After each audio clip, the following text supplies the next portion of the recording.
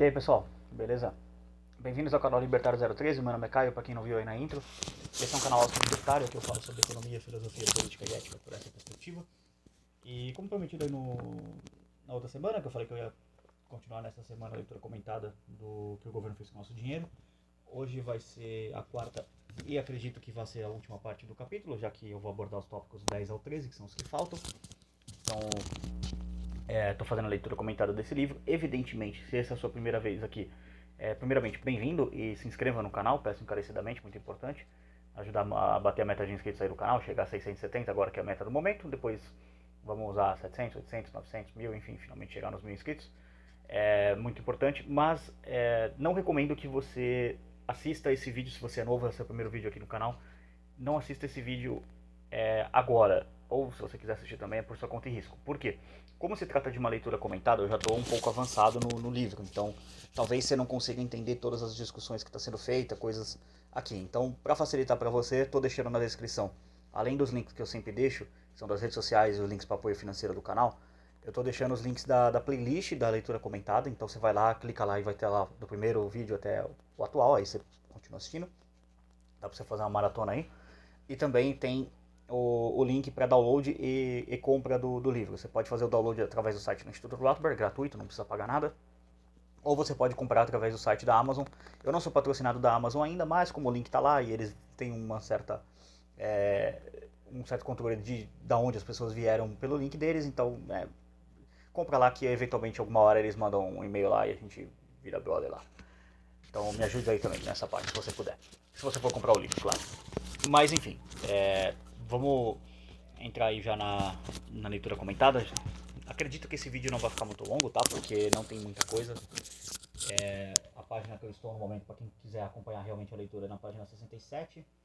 E esse capítulo vai até a página 74, então não é muita coisa. Embora sejam tópicos bastante interessantes. Para quem não conhece a obra, fazendo um resumo dela, assim, basicamente, ela é uma obra do Rothbard que trata sobre o que o governo fez com o nosso dinheiro. Basicamente, as intervenções estatais do governo na moeda. Poderia ser esse título também da obra, mas eu acho que o que o governo fez com o nosso dinheiro é um título muito melhor. É uma pergunta que incita curiosidade nas pessoas e fica melhor, mas porque você colocar as intervenções do Estado na moeda, as intervenções do Estado no dinheiro, eu sou um bagulho muito nerd. Isso aqui é muito mais, como é que eu posso dizer, palatável pro público, né? Sei lá, pra mim, pelo menos na minha cabeça faz sentido. Você compraria um livro que se chamasse As Intervenções Estatais na Moeda, alguma coisa assim? Parece uma coisa muito nerd, muito de economia. Isso aqui não é tipo, cara, quem nunca parou fez essa pergunta? Tipo, o que o governo fez com o nosso dinheiro? Então, basicamente é isso. Então, deixa nos comentários aí se você acha que faz sentido ou eu só tô falando besteira aqui. Deixa a sua opinião aí. Mas enfim, vamos lá. Palavras do Rothbard agora, que é pra isso que vocês vieram. Capítulo 3, tópico 10, a saída do padrão ouro. A criação de um banco central remove os limites sobre a expansão creditícia dos bancos e desencadeia a máquina inflacionária. No entanto, ela não remove todas as restrições. Ainda existe um problema com o próprio Banco Central. Os cidadãos podem perfeitamente fazer uma corrida ao Banco Central, mas isso é bastante improvável. Uma ameaça mais plausível é a perda de ouro para nações estrangeiras. Assim como a expansão creditícia de um banco gera perda de ouro de suas reservas para os clientes de outros bancos não tão expansionistas, a expansão monetária de um país leva a uma perda de ouro para cidadãos de outros países. Países que expandem sua oferta monetária mais intensamente correm o risco de sofrer perdas de ouro, com seu sistema bancário recebendo requisições para restituir em ouro todo o dinheiro que criaram. Era assim que ocorria o clássico padrão cíclico do século XIX. O Banco Central de um determinado país estimulava uma expansão de crédito bancário, preços subiam, e quando esse dinheiro recém-criado se espalhava além fronteiras, indo para uma clientela estrangeira, esses estrangeiros tentavam continuamente restituir esse dinheiro em ouro. No final, o Banco Central era obrigado a interromper essa expansão creditícia e gerar uma contração no crédito para salvar o padrão monetário. Ou seja, o que isso aqui quer dizer? Basicamente, nem os bancos centrais, naquela época, eles tinham todo o poder de expandir quanto que eles queriam. Era, de certa forma, tinha um certo freio, limitado pelo quanto de ouro que aquele país tinha. Isso aqui vai mudar e o Rothbard vai explicar ao longo do livro aqui. Mas vamos seguir aqui. Há, no entanto, uma maneira de evitar essas restituições estrangeiras. Coordenaram a cooperação entre os bancos centrais. Se todos os bancos centrais concordarem em inflacionar aproximadamente a mesma taxa, nenhum país perderia ouro para outros e todo mundo poderia inflacionar conjuntamente, de maneira quase ilimitada. No entanto, dado que todos os governos são ociosos do próprio poder e suscetíveis a diferentes pressões, tal cooperação coordenada até agora vem se mostrando impossível. Um dos arranjos que mais perto chegou desse ideal foi quando o Federal Reserve concordou em gerar uma inflação doméstica na década de 1920 para auxiliar a Grã-Bretanha e evitar que ela perdesse ouro para os Estados Unidos. O Federal Reserve, para quem não sabe, é o Banco Central Americano. Ao longo da primeira metade do século XX, os governos, em vez de deflacionar ou de limitar as próprias inflações, simplesmente optaram por sair do padrão ouro quando confrontados com grandes demandas pelo metal. Tal medida, obviamente, assegurou que o Banco Central jamais irá falir, já que agora suas cédulas se tornaram a moeda padrão. Em suma, o governo finalmente se recusou de maneira franca e direta a pagar suas dívidas, e praticamente absolveu o sistema bancário dessa onerosa obrigação. Isso aqui, imagina o Rothbard olhando pro nível de dívida dos Estados Unidos hoje, que acho que tá, se não me engano, em $1 trilhão, alguma coisa assim. Já tá num ponto que a galera tá olhando e falando, tá, isso aqui tá ridículo, isso aqui tá impagável. É o que eu falo, o Rothbard ter morrido muito cedo é uma coisa muito triste, porque ele não poderia escrever sobre os cenários atuais e ter a opinião dele acho que seria muito interessante de ver. Felizmente nós temos o Hope aí escrevendo sobre várias coisas ainda bastante produtivas, que é o herdeiro intelectual do Rothbard. Mas enfim, vamos lá. Pseudo-recibos de ouro foram inicialmente lançados sem lastro, e, então, quando o dia do ajuste de contas se aproximou, a falência foi descaradamente abolida pela simples eliminação da restituição em ouro. A separação definitiva entre os vários nomes das moedas nacionais, dólar, libra, marco, etc., e o ouro e prata, estava agora completa. Ou seja, na prática aqui, se criou de fato de direito a o que nós chamamos hoje em dia de shitcoins, que é basicamente as moedas lixo que a gente tem hoje, que é o lixo do dólar, o lixo do ien, o lixo do real, o lixo do euro, tudo essa porcaria de moeda que não vale absolutamente porra nenhuma. É só uma ilusão e um monte de papel impresso pelo Estado. Mas enfim, vamos seguir aqui. De início, os governos se recusaram a admitir que tal medida fosse permanente. Eles diziam que tal medida era meramente de rotina e citavam uma suspensão dos pagamentos em espécie que sempre ocorria no século XIX. O objetivo era fazer crer que, no final, depois que a guerra ou alguma outra emergência terminasse, o governo voltaria a restituir suas obrigações. Quando o Banco da Inglaterra ficou sem ouro no final do século XVIII, ele ainda continuou nessa situação por mais 20 anos, mas sempre dando a entender que a restituição em ouro voltaria assim que as guerras francesas terminassem. Contudo, suspensões temporárias, e aqui o Rothbard coloca entre parênteses, tá? Suspensões, né? Tipo, entre aspas, aliás. Suspensões temporárias são meros eufemismos para calote. O padrão ouro, afinal, não é uma torneira que pode ser aberta e fechada de acordo com os caprichos do governo. Um certificado de ouro ou é restituível em ouro ou não é. Uma vez que a restituição é suspensa, o padrão ouro se transforma em mero escárnio. Outra medida tomada rumo à lenta extinção do ouro como moeda foi a criação de padrão/ouro. Neste sistema, o dinheiro de papel não era mais restituível em moedas de ouro. Ele só poderia ser restituído com enormes e extremamente valiosas barras de ouro. Isso, com efeito, limitou a restituição em ouro apenas a um punhado de especialistas voltados para o comércio exterior. Não mais havia um genuíno padrão ouro, mas os governos ainda assim insistiam em afirmar a sua adesão ao ouro. Os padrões ouros europeus da década de 1920 eram pseudo-padrões desse tipo. Nota 34, ver Melchior Paley, acho que é assim. The Meaning of the Gold Standard, o significado do padrão ouro. Journal of Business, julho de 1941, página 299 a 304. Então, uma citação aí. No final, os governos saíram do ouro de maneira oficial e irreversível, sempre vociferando insultos contra os estrangeiros e antipatrióticos entesouradores de ouro. O dinheiro de papel emitido pelo governo se tornou a moeda padrão de curso forçado. Em algumas ocasiões, papéis emitidos pelo Tesouro e não pelo Banco Central foram a moeda fiduciária, especialmente antes da criação dos bancos centrais. Os continentais norte-americanos, nota 35 aqui, papel moeda emitido pelo Congresso Continental em 1775, os greenbacks, nota 36 aqui, papel moeda emitido durante a Guerra Civil Norte-Americana podiam ser de dois tipos. As Demand Notes, emitidas de 61 a 62, 1861, né? A 62, e as United States Notes, moeda corrente de 1862 a 1971. Então ficou bastante tempo. Nota da tradução aqui, tá? A cédula dos confederados, nota 37, vamos lá ler também chamadas de Greybacks, foram emitidas pela então recém-formada Confederação de Estados do Sul, um pouco antes do advento da guerra.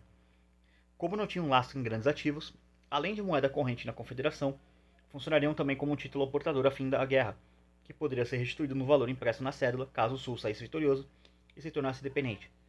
As emissões foram de 1861 a 1864, então em 3 anos aí. Do período da Guerra Civil norte-americana e os assignats franceses, todas eram moedas fiduciárias emitidas por seus respectivos tesouros. Mas seja do Tesouro ou do Banco Central, o efeito de uma emissão de dinheiro fiduciário é o mesmo. O padrão monetário fica totalmente à mercê do governo e os depósitos bancários são restituíveis somente em cédulas de papel emitidas pelo próprio governo. Ou seja, na prática você não tem mais uma restituição em espécie, né, como é chamado. Você chega lá e fala, ó, banco, tá aqui o meu dinheiro, eu quero esse dinheiro em ouro.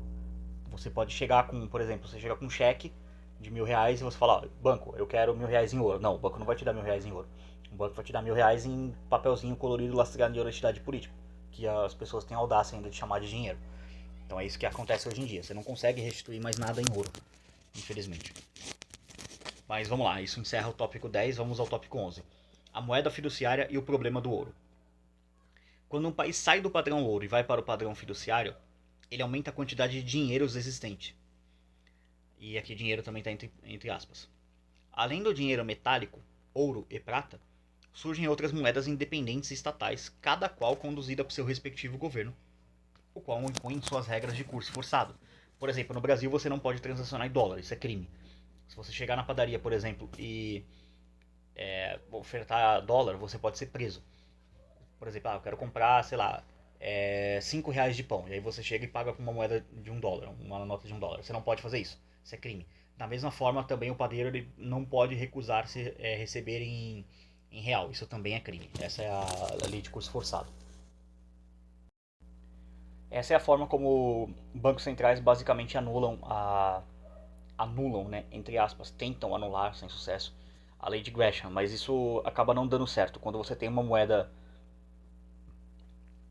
extremamente inflacionada, como é o caso da moeda argentina, por exemplo, em que as pessoas não aceitam mais o peso, você acaba tendo um padrão dólar não oficial e as pessoas simplesmente não trocam mais na moeda local e começam a transacionar em dólar ou em qualquer outra moeda que seja, é que lá está sendo usado o dólar.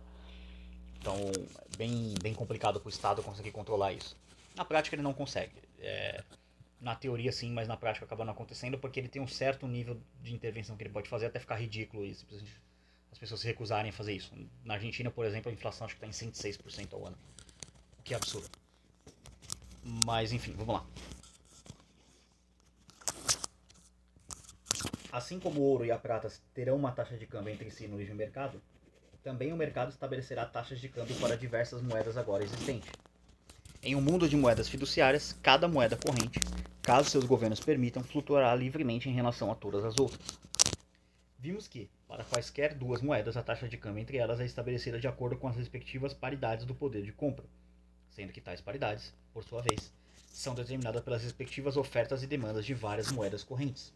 Isso aqui é basicamente o Rothbard resgatando o tópico anterior, do tópicos anteriores desse capítulo. Por isso que eu falo, vai lá, acompanha a série desde o começo, senão você vai ficar boiando. Quando uma determinada moeda deixa de funcionar, tendo o ouro como base e passa a funcionar de forma puramente fiduciária, a confiança na sua estabilidade e na sua qualidade é abalada, e a demanda por ela diminui. Adicionalmente, agora que ela foi totalmente separada do ouro, sua quantidade excessivamente maior em relação ao antigo lastro em ouro se torna evidente. Com uma oferta maior do que o ouro e uma demanda menor, seu poder de compra e, consequentemente, a taxa de câmbio rapidamente se depreciarão em relação ao ouro.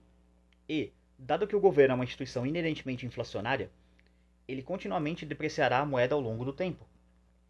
Tal depreciação é altamente constrangedora para o governo e prejudica aqueles cidadãos que tentam importar bens. A existência de ouro na economia é um constante lembrete da péssima qualidade do dinheiro de papel fornecido pelo governo e sempre representa uma ameaça de que, a qualquer momento, ele pode vir a substituir o papel como dinheiro do país. Mesmo com o governo fornecendo todo o suporte para o dinheiro fiduciário, com seu prestígio e suas leis de curso forçado, moedas de ouro nas mãos do público sempre representam uma permanente ameaça e reprovação ao poder governamental sobre o dinheiro da nação. De novo, eu vou sempre fazer meio que um update tecnológico disso aqui. Eu não estou dizendo que o Bitcoin vai ser o substituto do ouro, tá? Mas eu estou dizendo que... Olha como é interessante você notar isso. Essa parte principalmente que o Rothbard fala aqui. Representa uma permanente ameaça e reprovação ao poder governamental sobre o dinheiro da nação. Você tem, por exemplo, na Venezuela, lugares em que as pessoas não transacionam mais em Bolívar, ou seja lá qual o nome da shitcoin deles lá. Porque basicamente não tem como. Porque o dinheiro, para você conseguir comprar, por exemplo, pão, leite, alguma coisa assim, você tem que pesar ele de quilo. Porque não compensa mais contar. Então o que as pessoas fazem? Elas começam a usar outra moeda. Nesse caso, na Venezuela, é um dos países que mais movimenta Bitcoin no mundo. Porque as pessoas usam Bitcoin para poder comprar comida, comprar arroz, comprar feijão, comprar coisas de necessidade básica, tipo, sei lá, pasta de dente, escova de dente, coisas nessa linha. Então você tem claramente o Bitcoin expulsando a moeda estatal e sendo, de fato, como o Rothbard coloca aqui, uma permanente ameaça e reprovação ao poder governamental sobre o dinheiro da nação. Então é um ataque direto a esse poder. Então tem essa questão. Lógico, poderia ser com ouro? Sim, poderia ser com ouro, mas o ouro é muito mais fácil de ser confiscado. E é muito mais fácil você ver as pessoas transacionando em ouro do que em Bitcoin, porque é uma transação online. E aí fica muito mais difícil de pegar. Não estou dizendo que é impossível, mas é muito mais difícil. Então é um exemplo de como, embora o ouro também tenha essa utilidade, tá? Não estou dizendo que o ouro é inútil para isso, mas como o Bitcoin consegue fazer isso de certa forma também. Mas enfim, vamos seguir aqui.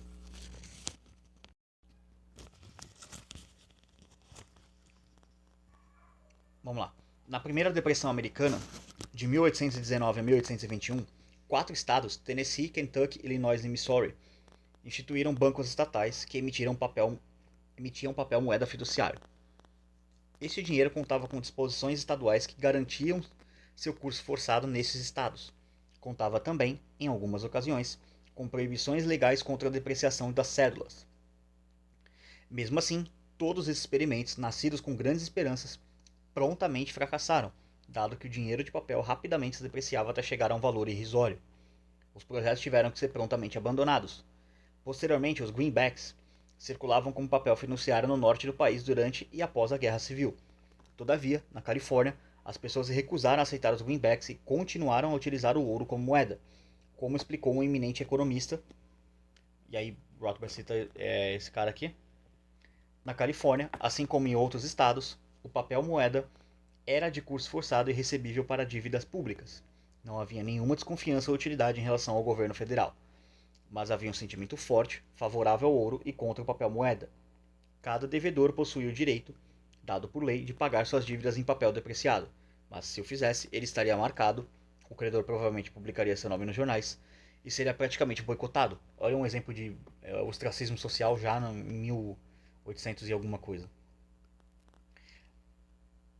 Durante todo esse período, o dinheiro de papel não foi utilizado na Califórnia.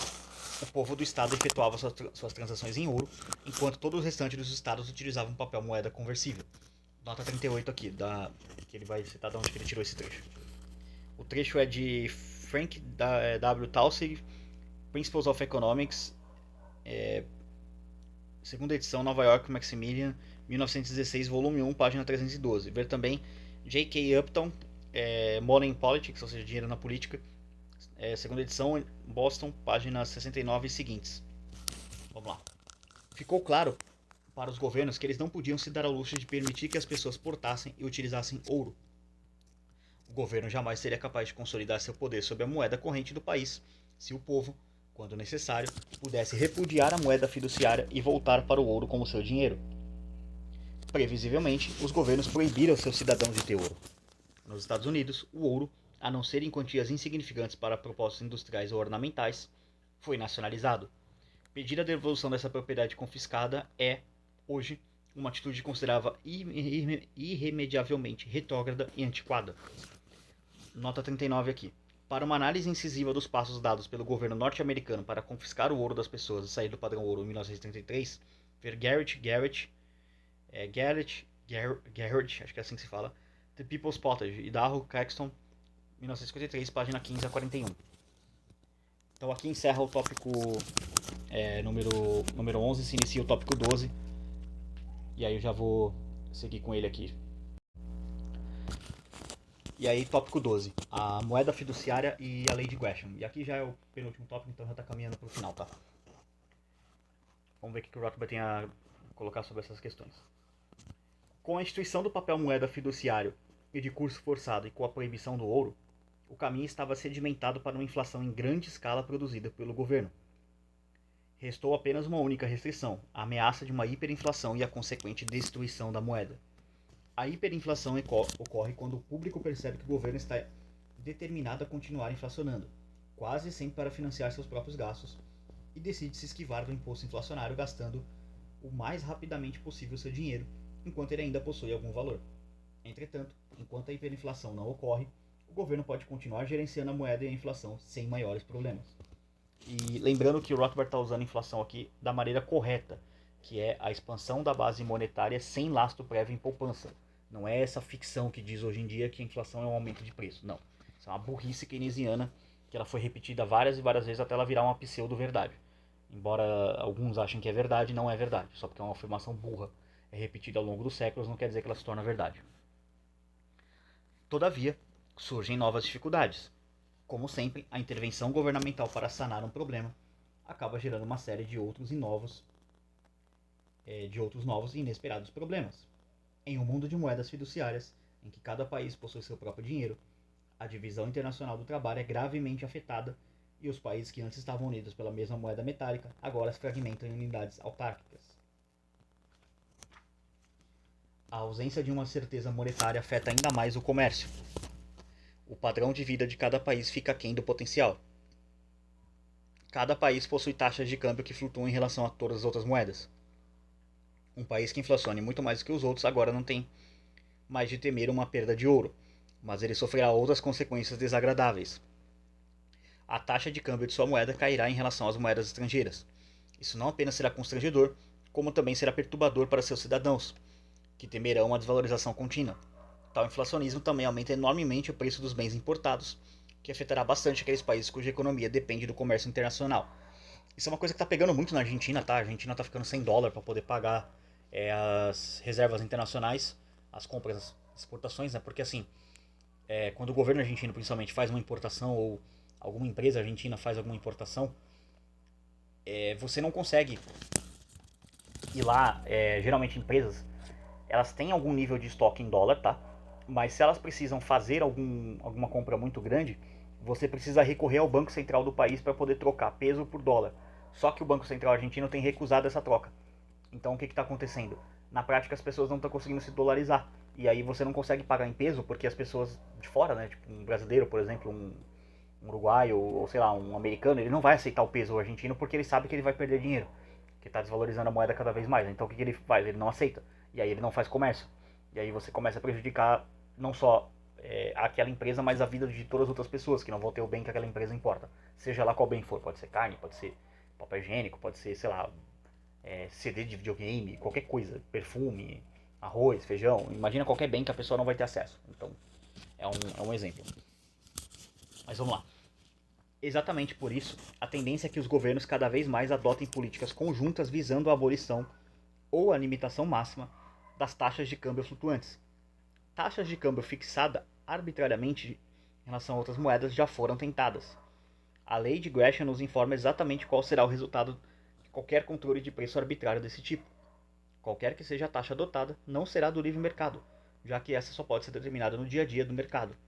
Consequentemente, uma moeda sempre estará artificialmente sobrevalorizada e a outra subvalorizada.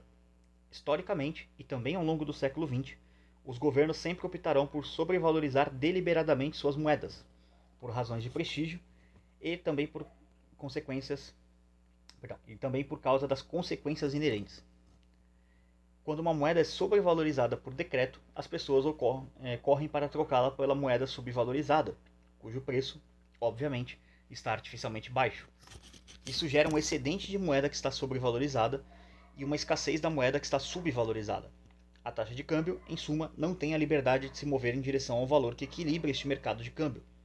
Ao longo do século XX, as moedas estrangeiras geralmente foram artificialmente sobrevalorizadas em relação ao dólar. O resultante foi o famoso fenômeno da escassez de dólares, outro exemplo prático da lei de Gresham, que levou esse país a clamar por auxílio dos Estados Unidos para contornar este problema. De novo, o Rothbard colocando mais ou menos o que eu falei ali, que a galera inflaciona demais, dá um problema com escassez de dólar e aí vai lá pedir pro tio Sam para poder emprestar dólar, porque, né, o imperialismo monetário americano, basicamente. No presente, o mundo está mergulhado em uma caótica rede de controles cambiais, blocos monetários, restrições à conversibilidade e múltiplas taxas de câmbio. Em alguns países, um mercado negro para o câmbio de moedas é legalmente estimulado para que a taxa de câmbio verdadeira possa ser determinada. E várias taxas discriminatórias são estipuladas para diferentes tipos de transações. Isso é uma coisa que tem acontecido na Argentina. Não que seja estimulado, mas enfim, o mercado negro de câmbio é normal na história da economia argentina. Já está claro que o sonho dos inflacionistas é algum tipo de papel moeda mundial, manipulado por um governo e por um banco central mundiais, inflacionando a oferta monetária de todos os países a uma taxa comum.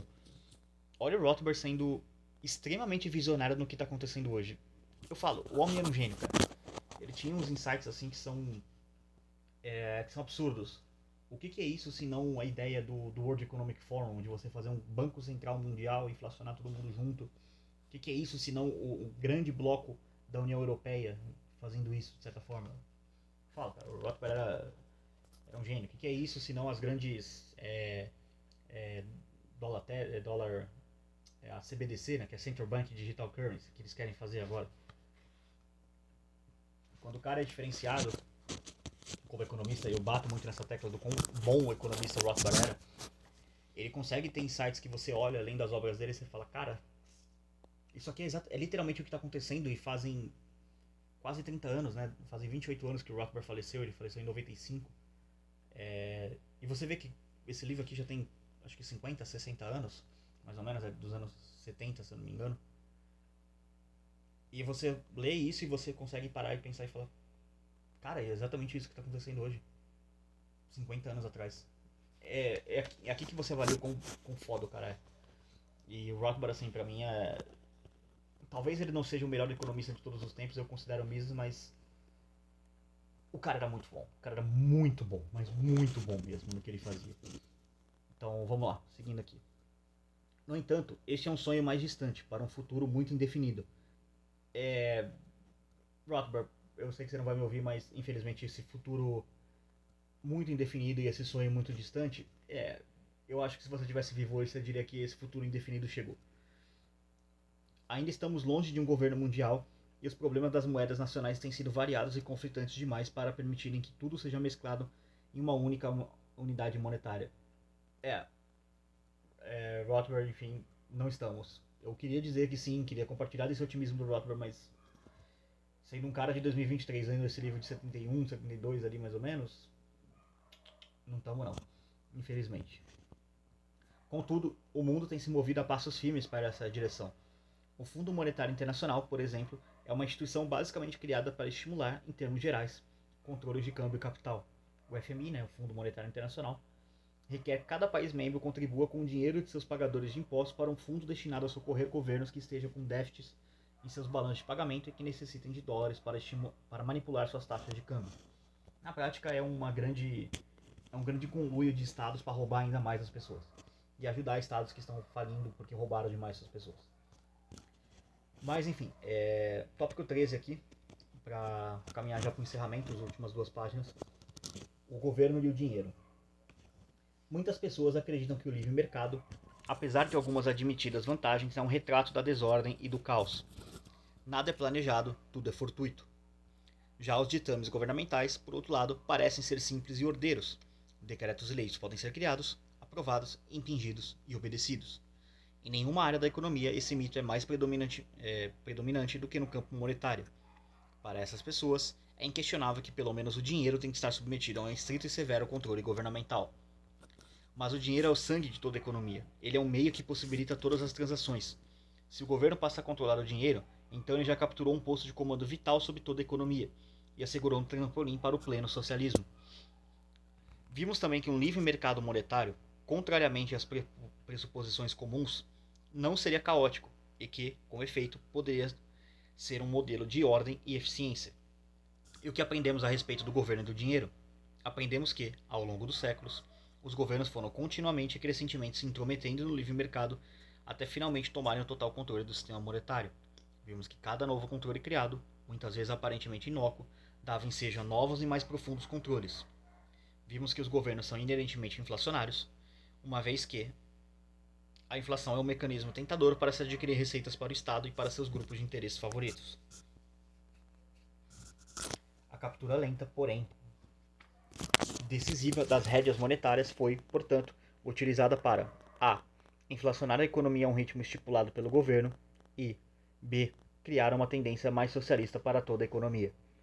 Adicionalmente, a intromissão do governo no âmbito monetário não apenas trouxe ao mundo uma tirania nunca antes vista, como também gerou caos em vez da ordem.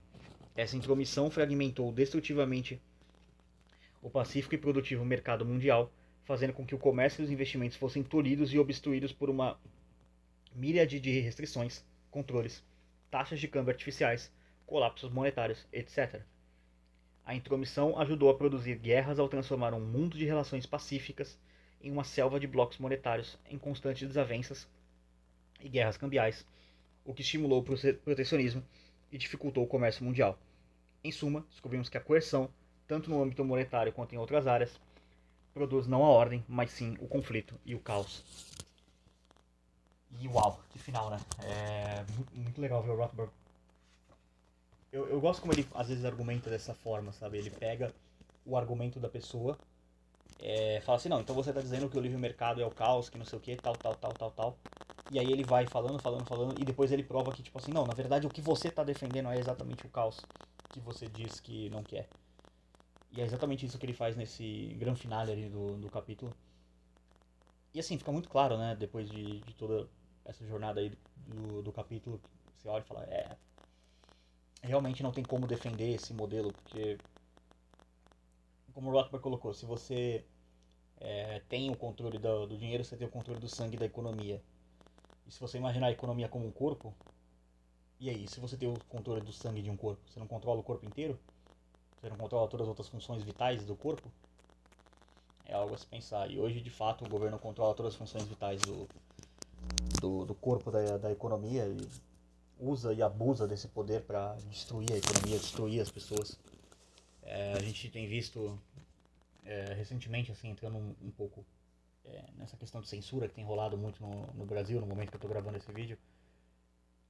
Você vê, por exemplo, que alguma pessoa fala alguma coisa que o governo não gosta, como por exemplo aconteceu com o jornalista Alan dos Santos, que goste da opinião dele ou não goste da opinião dele, ele falou coisas que o governo não gosta e simplesmente bloquearam a conta dele. Roubaram o dinheiro da conta dele. O jornalista também, o Rodrigo Constantino, de novo, goste da opinião dele ou não goste da opinião dele, não vou entrando no juízo de valor se o que ele defende está certo ou errado. O governo também não gostou da opinião dele e simplesmente bloqueou a conta bancária dele. Isso é resultado do controle do Estado na economia, isso é resultado de existir um governo. No livre mercado isso não poderia ser feito somente se assim fosse um crime real, porque o que aconteceu com o Rodrigo Constantino e com o Alan dos Santos foi o crime ideia. Eles pensam coisas que o governo não quer que eles pensem, não gosta que eles pensam, e eles influenciam uma grande massa de pessoas a pensarem dessa forma, e eles acharam isso perigoso e bloquearam as contas deles. Então os caras estão com problemas de bloqueio de bens aí. De novo, se você controla o sangue da economia, por que você não controla todo o resto do corpo da economia? É isso que vem acontecendo com todo esse avanço, e é triste, né? Você pega ali no finalzinho do tópico 12 que o Rothbard vai falando, a gente está muito longe desse negócio, mas está caminhando a passos largos. E aí você vê que 50 anos, 40 anos depois desse livro, a gente reflete, lendo ele e fala, cara, esses passos largos levou a gente aqui, né? A tudo isso, a todo esse controle estatal, a toda essa censura, toda essa guerra que está acontecendo, mas eu não quero encerrar esse vídeo com uma mensagem pessimista, de certa forma, porque a gente tem uma resposta para isso. Essa resposta foi inventada em 2008 e é uma coisa que eu tô falando muito nessa série, que é o Bitcoin. Eu tô batendo muito nessa tecla, né, nessa série. O Bitcoin é melhor do que o ouro.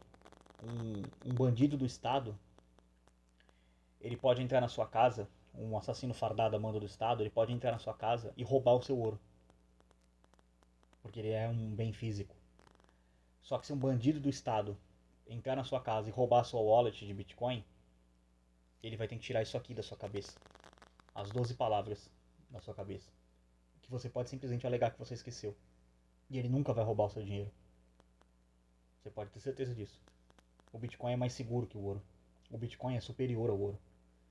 E eu sempre vou pensar nisso com pesar. Eu lamento que o Rothbard não tenha vivido bastante para ver o Bitcoin operando. Porque as coisas que ele escreveria sobre o Bitcoin, uau, vendo o que ele fala aqui do ouro, eu tenho certeza que ele chegaria nessa inevitável verdade. O Bitcoin é muito superior ao ouro em termos de proteção, defesa da inflação. O Bitcoin ele foi criado para ser uma defesa contra a inflação, contra a cagada do Estado. E é fascinante que ele cumpra essa função tão bem há 15 anos, ininterruptamente, né? Mas enfim, essa é a mensagem aí. Ainda há esperança, apesar de todos os avanços totalitários. Como diz o 38, né? Desse Estado ginofascista, né? Que a gente vive, e o 38 tem muita razão. Ainda há esperança. É só fazer o que ele diz, desinvestir nesse sistema.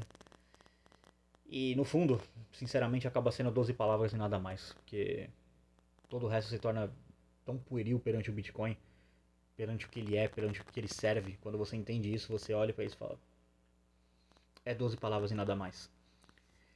Mas enfim, esse é o capítulo 3. Espero que tenham gostado. Deixem comentários, feedbacks, enfim, o que vocês acharam. O capítulo 4 será o colapso monetário do Ocidente. Acredito que eu deva soltar alguma parte dele, pelo menos a parte 1 aí na semana que vem. Esse vídeo está sendo gravado na sexta, para sair na sexta mesmo. Ele vai até a página 92, então eu acredito que deva ter mais ou menos aí de 3 a 4 partes também. Deixa eu só dar uma olhada nele aqui, no índice.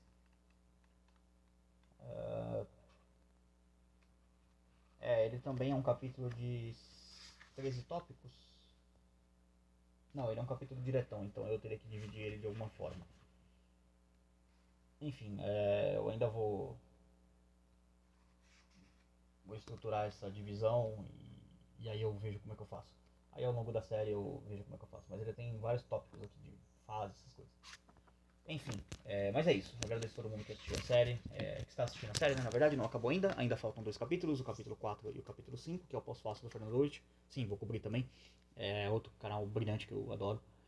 E é isso. Se inscrevam, comentem, compartilhem, feedback sobre o vídeo, sobre alguma crítica, uma sugestão, outras dicas de leituras comentadas, tá? Que vocês quiserem também no canal. Na descrição playlist. Apoiem o canal financeiramente, é muito importante. Não falei muito disso no começo do canal, no começo do vídeo aqui, mas se você chegou até aqui, dá um puta trampo fazer leitura comentada, se você puder ajudar com alguma grana. Eu fico muito grato, pode ser através de Bitcoin, Bitcoin Lightning ou Nano, ou não tenho criptomoeda, não posso colaborar com criptomoeda. Ajuda aí com um Pix aí, cara. Manda, sei lá, R$1, R$2 aí, faz muita diferença aí, me ajuda bastante. Se cada um que assistir esse vídeo aí, sei lá, mandar R$1, pô, já ajuda bastante. O meu Pix é o contato.libertario03@gmail.com. Qualquer valor que você puder mandar aí, pô, me ajuda demais, incentiva o trabalho aí. Mas é isso, agradeço todo mundo que assistiu. Por esse vídeo é isso. Tchau, tchau.